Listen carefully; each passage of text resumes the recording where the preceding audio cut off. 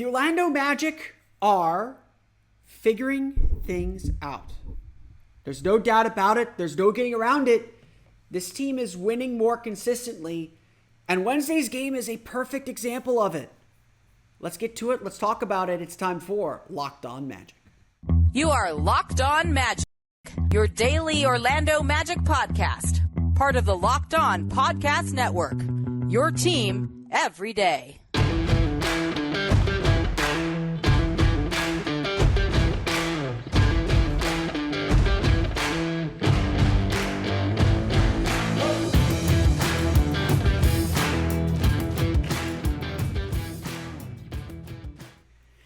And you are indeed Locked On Magic. Today is January 26, 2023. My name is Philip Rossman. I'm the expert insight editor over at OrlandoMagicDaily.com. You can follow me on Twitter at PhilipRR_OMD.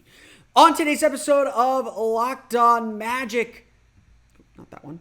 On today's episode of Locked On Magic, the Orlando Magic defeat the Indiana Pacers 126-120. In what was honestly a game that was equal parts really good and frustrating, but at the end of the day, the Magic got the job done, and that's the ultimate lesson. We'll get into how the Magic are learning how to win more consistently and what that means for this team moving forward. We'll get to that coming up here in just a moment. But first, we want to thank you again for making Locked On Magic part of your day every day, no matter when you listen to us, whether it's first thing in the morning, whether it's right when we upload. We truly appreciate you making Locked On Magic part of your day every day. Remember, there's a great Locked On podcast covering every single team in the NBA. Just search for Locked On and the team you're looking for. The Locked On Podcast Network, it's your team every day. This episode is brought to you by FanDuel Sportsbook, official sportsbook of Locked On. Make every moment more. Visit FanDuel.com/LockedOn to get started today. The Orlando Magic raced out to an 11-0 lead. They led by 17 at one point in the first quarter. They scored 46 points in the first quarter of their game against the Indiana Pacers. In doing so, they played exactly how this team needs to play when they are at their best. Disruptive and energetic defensively. Using that defense to generate their offense and get out in transition. Just moving the ball with poise and confidence. Catching the Pacers on their heels. Getting them backtracking, getting to the foul line, just all these things that this team does so well when they are at their best. And they built a fairly big lead because of it.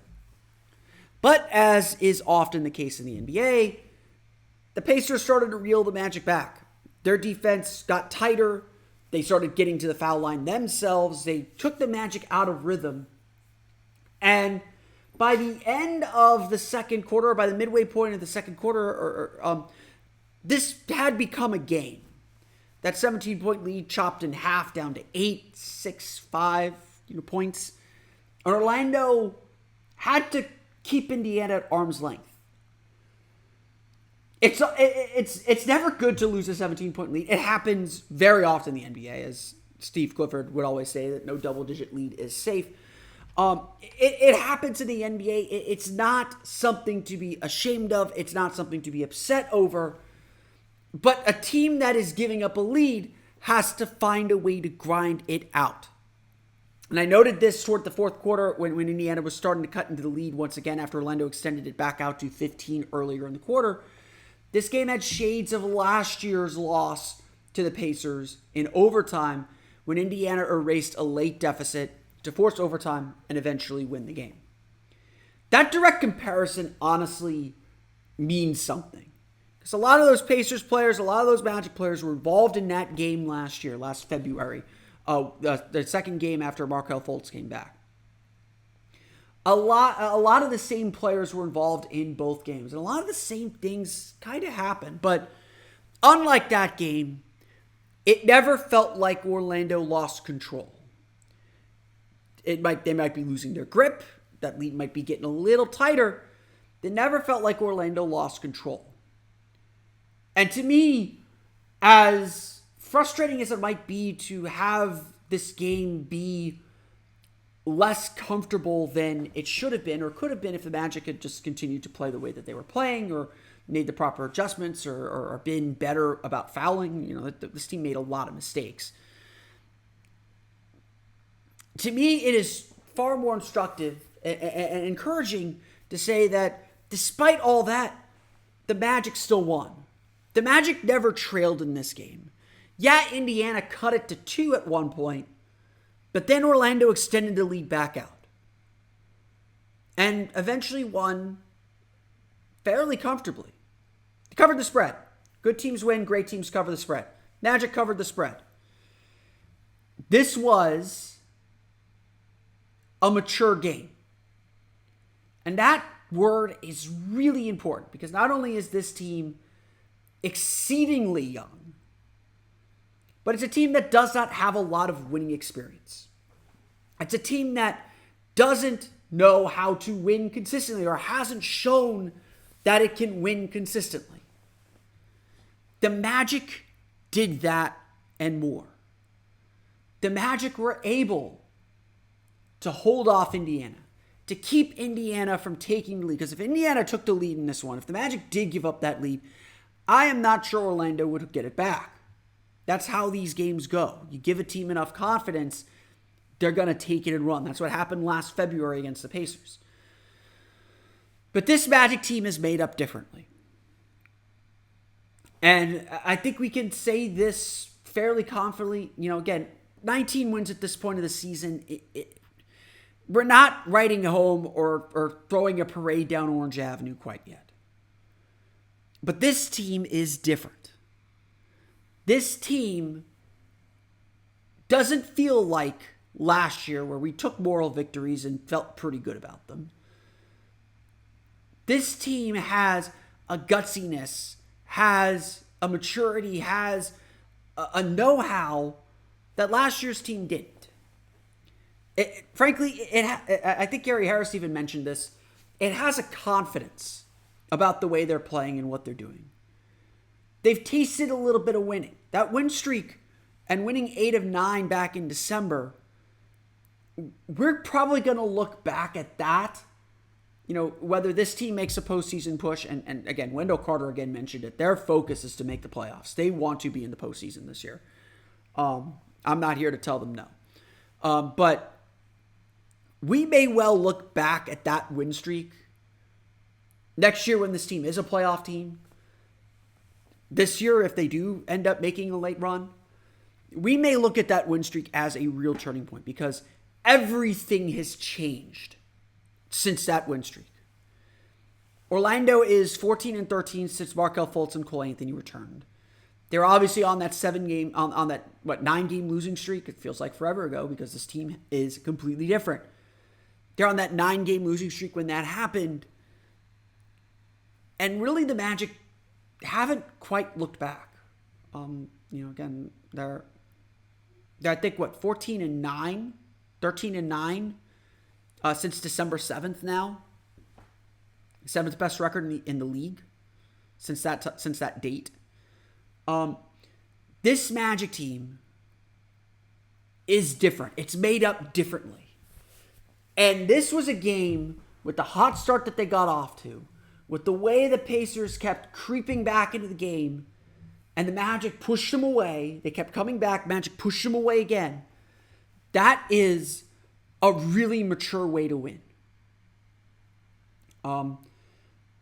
It's really mature. Winning when you don't have your absolute best stuff, or having your absolute best stuff and then losing that feeling and still winning. And again, winning fairly comfortably. Indiana made them sweat a little bit. They got down to 2 once. They got down to 3 once. They got down to 5 a few times. But the Magic every time had an answer. Every single time the Pacers cut into the lead, the Magic had an answer. And that is at the heart of why this game was important. Because the Magic are starting to find these answers more and more. Winning isn't just a rare thing or a moment of excellence or a moment to show us that, hey, everything's working. Winning is quickly becoming a habit. Winning is quickly becoming something this team does regularly, something that this team can say, hey, we got to get a win tonight. And they go out there and get a win. They execute and get a win.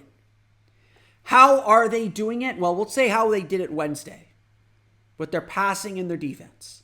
We're going to dive a bit deeper into that as the Magic continue to improve and get better. We'll get to that coming up here in just a moment.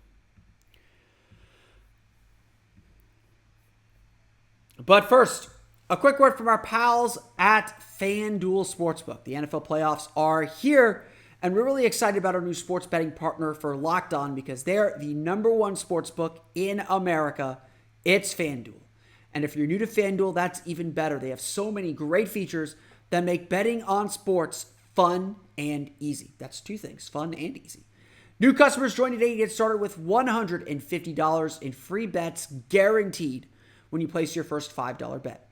Just sign up at FanDuel.com/lockedon. That's FanDuel.com/lockedon.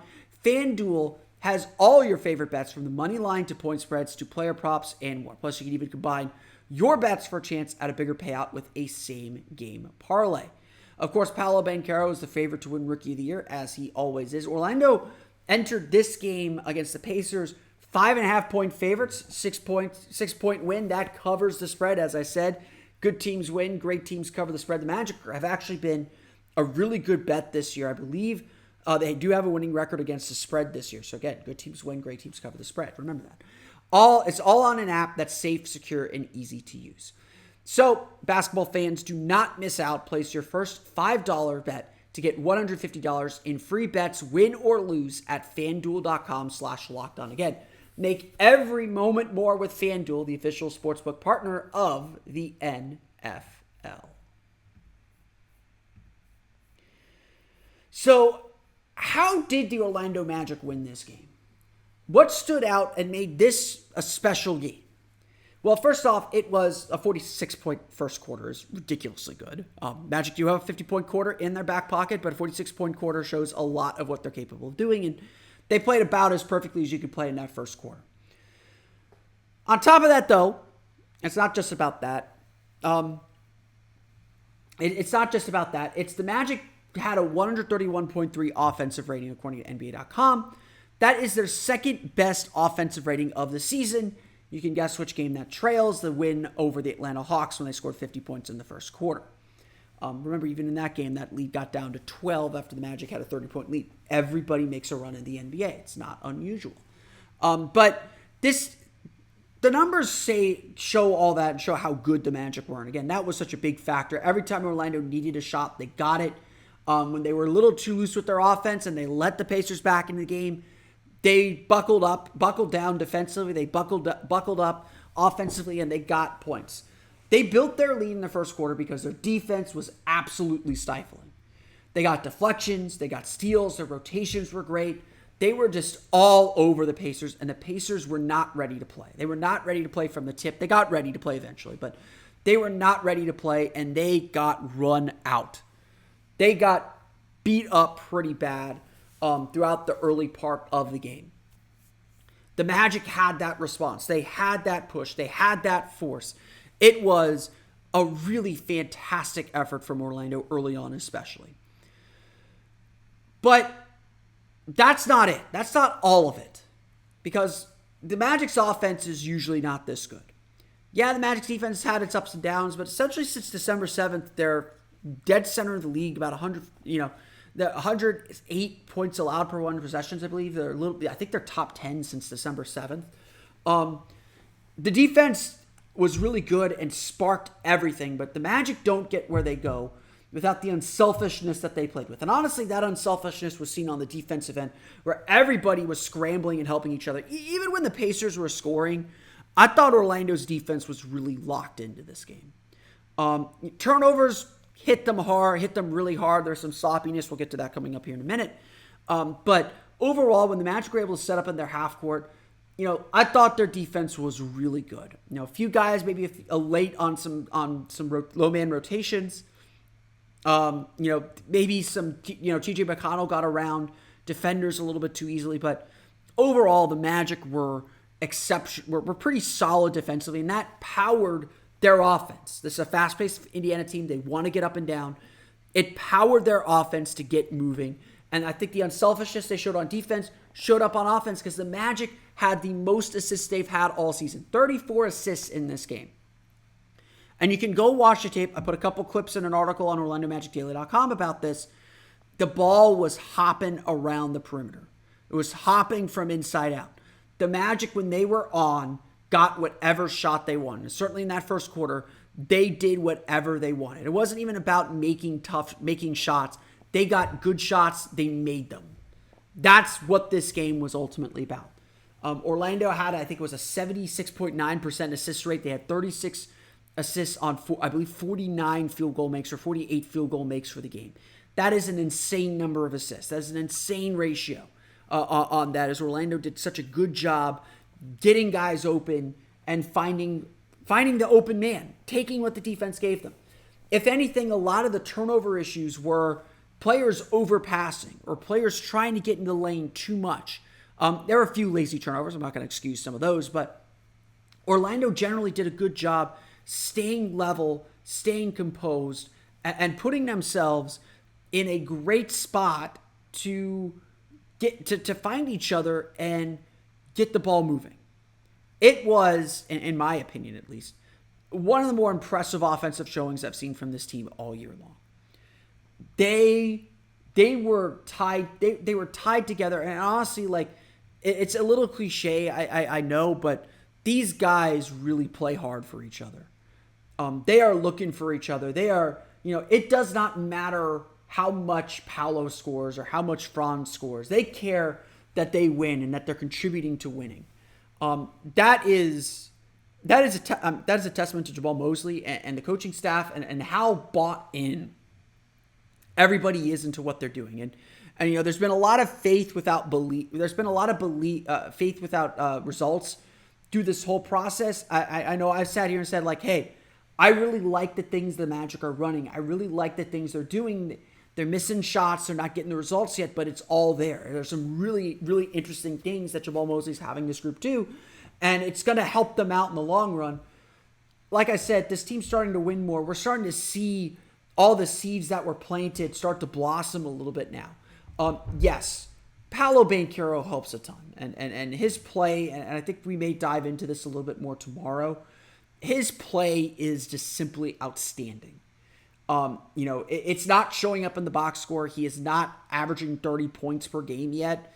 That may come. But the passes and the plays and the way he reads defenses are just so far advanced for what a rookie should be able to do. I mean, Gary Harris and Wendell Carter spoke to the media after the game. They were essentially speechless when asked to describe some of the plays that Paolo's making. And honestly, that's the greatest sign of respect that you can give a player, is when your veterans don't quite know how to describe what they're seeing, or they're shaking their heads, saying like, hey, he's just scratching the surface. Like, he's just really, really good. And he wants to be for the team so much that we have to kind of push him to be more aggressive. Like, those are good things for this group. But everybody had a hand in this one, whether it's Gary Harris making 6 threes, whether it's Jonathan Isaac hitting a three in the third quarter, whether it was Cole Anthony's drive, whether it's Franz Wagner's drives, whether it's Paolo's drives, whether it's Wendell's screening and high post play. Everybody had a hand, and really everybody touched the ball pretty consistently throughout the game. I mean, it was just stunning to watch, and it's a hard thing to kind of like pinpoint and point at and say like this is a big deal. This is a big thing, because you really have to watch this game and watch how this team played to appreciate the level of offense that they showed. At the end of the day, this is what the Magic want to be. This game, the good parts defensively, at least, there were some bad parts. The good parts defensively and the way the ball moved, this is Orlando Magic basketball. And they've really done a good job establishing this brand. They've done a really good job establishing themselves more and more to the point where they're able to have these kinds of games. Now, some outlier stats here. The Magic shot ridiculously well. Indiana did not defend particularly well, I think, overall. Orlando got the shots they wanted. A lot of their turnovers were them trying to force action into the paint, but Indiana tightened their defense. I don't want to say I don't want to give them no credit. They deserve credit for that. But this Magic team played exactly how they want to play. And the results obviously came out the way they did. We'll chat a little bit about the box score, go through the final box score, talk a little bit about performances. We'll get to that coming up here in just a moment.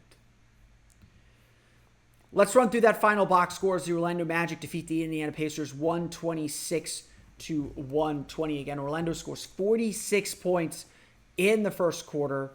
Second highest scoring quarter, obviously, of the season after the 50-point quarter against the Hawks.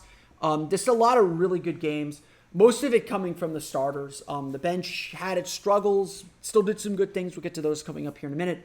The Magic are led in scoring by Paolo Banchero, 23 points, 6 for 14 shooting, 2 for 6 from deep, 9 for 10 from the foul line, 4 assists for him, 4 turnovers as well. But, Paolo is seeing defenses that a rookie should not be seeing. They're defenses that rookies do not succeed against. And Paolo struggled a little bit with a shot. I think he settled sometimes on the perimeter a little too much. His finishing wasn't perfect, but Paolo still got where he wanted. And again, I'm gonna write a post on this. I'm gonna break down some video on OrlandoMagicDaily.com on this. Paolo's beating double teams with ease. He's seeing the defense, he's reading the defense, and he is making good plays. The play that still sticks out to me is the one against New Orleans where he whipped it to Gary Harris for a 3. He had at least one of those in this game where he got a double team and skipped past it to the corner to Gary Harris for a 3. The Magic can maybe start running hammer screens for him to get to that corner and just be wide open if teams are going to throw double teams at him the way they are. Paolo is running the floor really well. He had a couple really good defensive plays. There are a few plays where he's a little late on his rotation, but honestly, there's a play where he was late sliding over to stop dribble penetration in the paint. The very next play, he gets a block. It was called a foul. It was not. It probably wasn't, but it was a great block, great play. He had a play where he deflected a pass, tipped it out to himself over the midcourt line like a soccer player nutmegging a defender, and then threw it up to, tipped it over to Franz, and then Franz passed it back to him for an alley-oop. Just some incredible plays from Paolo. I like all the concerns a lot of people have for him. He only had 3. He had 3 rebounds in this game, so again, rebounding still a little bit of a thing with him. But I have very few concerns about Paolo filling out his weaknesses. He's really good right now, and he's gonna just keep getting better. Franz Wagner, the other half of that duo, 13 points, 5 for 11 shooting, 3 rebounds, 7 assists. Franz missed some bunnies around the basket, some of the layups that he likes to shoot around the basket, but just so active everywhere else. In a game like this, Franz was plus 12, the highest plus minus of any player on the team. That's a consistent theme with Franz. He makes a lot of things work. He works really well with that starting group. I don't think he works as well as the lead for that bench group. And so that may be a place where he can still get better. But Franz was so good at finding his teammates. He was passing the ball so well, getting it to open shooters. Found Gary Harris a few times, especially in transition. Just such a smart player. Again, I think for a low-scoring game for Franz, this was a very standard game, and he played very, very well. Gary Harris was the star of the night. 22 points, 8 for 9 shooting, 6 for 6 from beyond the arc. Just hunting out his three-point shot, getting the ball within the flow of the offense, and burying it. Gary Harris has been on a tear. I don't know if anyone knows that, or I'm sure every Magic fan knows that. He has been on a tear offensively. If you're looking for the reason why the Magic starting lineup, the starting 5 of Wagner, Banchero, Carter Jr., Harris, and Fultz, why they're the top-rated team by net rating in the league, it's because the defense Gary Harris provides. He did a great job on Buddy Hield, I thought, early on in the game. Buddy Hield did get going later. I thought he did a great job defensively, and then he's burying threes at a very, very high rate. Just a game of excellent shot making from Gary Harris.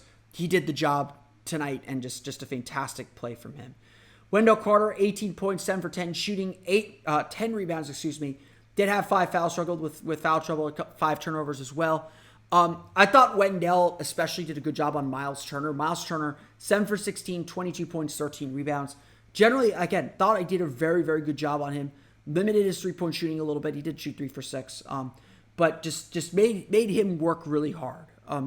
And Carter was very good at gobbling up rebounds. There's maybe 1 or 2 possessions where he didn't get the offensive rebound, but he was gobbling up rebounds, really doing a good job patrolling the paint.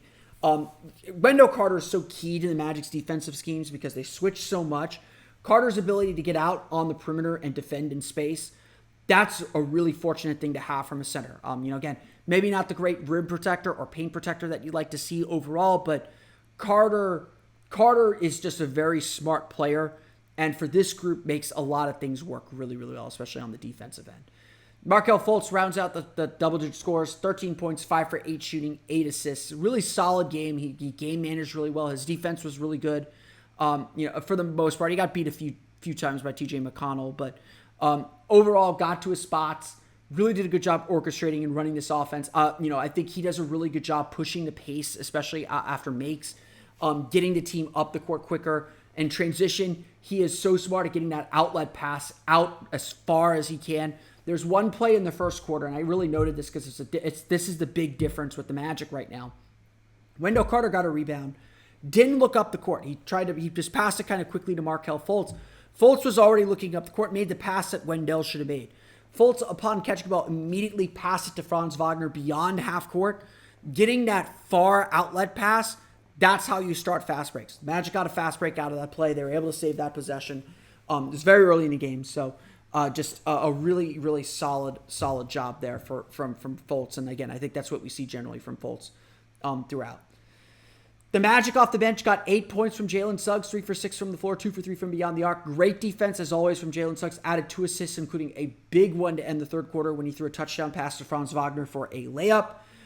Suggs hitting those 2 threes was absolutely huge early in the first quarter. That's kind of the difference between a 10-point lead and a 15-point lead. He was very confident with the shot. Again, I don't think he's going crazy. I don't think he is overplaying things. I think, if anything, he is playing a little too conservatively, but I kind of like that for him. I like him picking his spots better. I think he's done a much better job with that since returning from injury. Cole Anthony with 8 points, 4 for 9 shooting, 5 assists. Forced his game a little bit more this game than he's done in previous games, but he's not settling on the perimeter as anymore. Again, 0 for 2, but both of them were feet set, open threes off reversals and kickouts. Those are the shots you want him taking. You can live with those.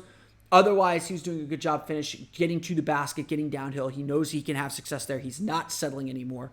We're getting good Cole Anthony games right now. You might quibble a little bit with the defense, but we're getting good Cole Anthony games right now. He's playing very, very, very well. The last guy to note, Jonathan Isaac. Second game back, 5 points, 2 for 4 shooting, 1 for 2 from beyond the arc. Again, the goal, 2 steals as well, plus 2 assists. The goal for him was to play again.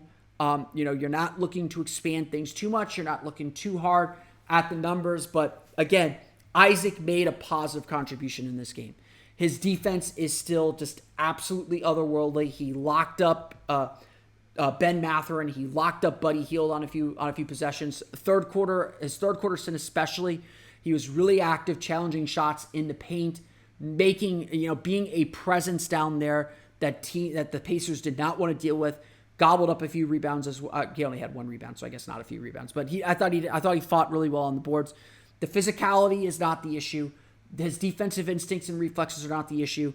His issue is still about stamina, getting his legs under him. He airballed a 3-pointer, made one in the second half, but he airballed one in the first. Still about kind of building up his wind and conditioning. He's still not able to go super long on the court. But look, Isaac's still making a really positive impact, which is so much more than what I think we could have hoped for this early on in things. The Magic shoot 56.1% from the floor, 15 for 28 from beyond the arc, 19 for 25 from the foul line. So left a few points on the board there. Overall, Orlando just did so many things that they have to do. Again, free throws were solid with 25 free throw attempts. It's kind of stuck on 10 for a long time, though.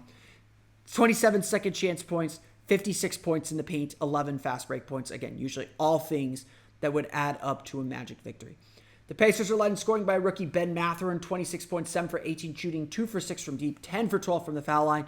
He, along with Chris Duarte, did a really good job forcing their way to the foul line. The Magic struggled with two things in this game. Turnovers, they had 18 for 28 Indiana points, and free throws, giving up 29 free throw attempts. They had 22 fouls in the game. Indiana also had 20, so it wasn't like they were so much of a disparity that Indiana was able to get to the line. That disrupted the good flow that the Magic had in this game, the confidence and the aggression that they played with in the first quarter, and it gave Indiana 3 points. So the Magic have to continue to be better about not fouling. They need to be better on the offensive glass. Gave up a few big offensive rebounds as well, including a possession where I think they gave up 3 offensive rebounds in one possession. But overall, again, Orlando's scoring was able to keep them afloat, was able to keep them out of it. The Magic got 2 big 24-second shot clock violations early in the fourth quarter. That helped them extend the lead back out to 15 and kind of put this game away. So the defense is still what's got a lead for this team, but overall they did a very, very good job in this one. The Orlando Magic defeat the Indiana Pacers 126-120. Orlando back in action Friday in Miami against the Miami Heat. We'll have coverage of that game on Saturday's episode. But that's going to do it for me today. I want to thank you all again for listening to today's episode of Locked On Magic. Of course, follow me on Twitter at @PhilipRR_OMD. Subscribe to the podcast and Apple Podcasts, Stitcher, TuneIn, Himalaya, Google Play, Spotify, Odyssey, and all the fun places on the podcast to your podcast-enabled listening device. For the latest on the Orlando Magic, be sure to check out OrlandoMagicDaily.com. You can follow us there on Twitter at @OMagicDaily. Now that you're done listening to us, go make your second listen to Game-to-Game NBA podcast. Every moment, every top performance, every result. Locked On Game to Game covers every game from across the NBA with local analysis that only Locked On can deliver. Follow Game to Game on Locked On NBA, available on the Odyssey app, YouTube, and wherever you get your podcasts. That's going to do it for me today. I want to thank you all again for listening to today's episode of Locked On Magic. For Orlando Magic Daily and Locked On Magic, this has been Philip Rossman-Reich. We'll see you all again next time for another episode of Locked On Magic.